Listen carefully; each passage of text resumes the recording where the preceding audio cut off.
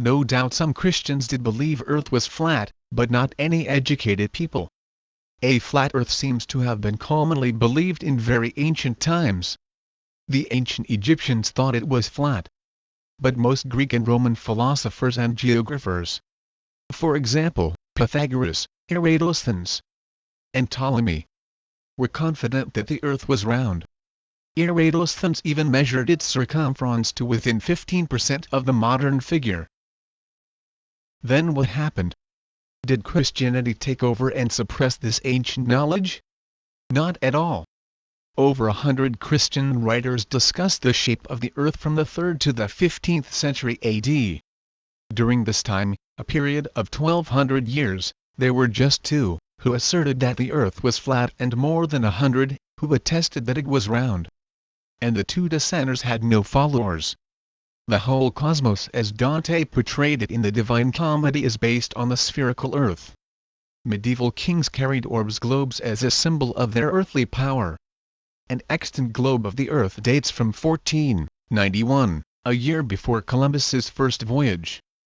Still, the common story is that Columbus had to make his case for the round Earth against the opposition of benighted churchmen insisting that the Earth was flat, and that ships would sail off the edge into the abyss.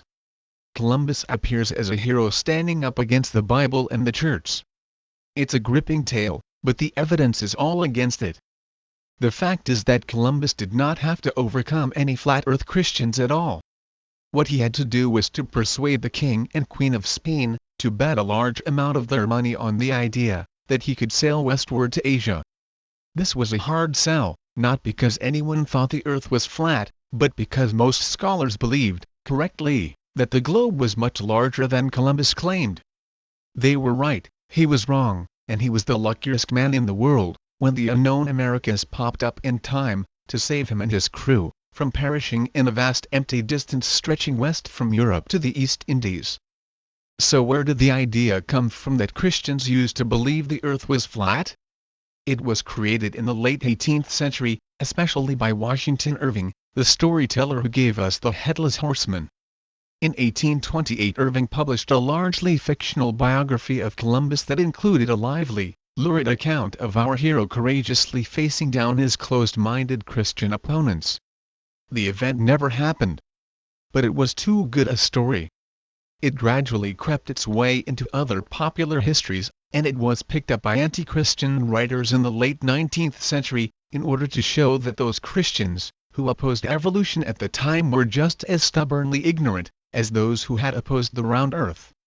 The power of exciting fiction to overwhelm fact may not have been matched until the Da Vinci Code was published in the early 21st century. Now let's sum up their logic. We know that medieval Christians were stupid.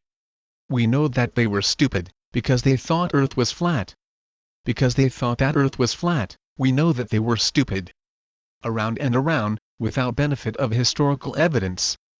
It took well over a century to cut George Washington's fictional cherry tree out of the textbooks, so it may not be surprising that the flat Earth myth still appears in some texts and teachers' manuals.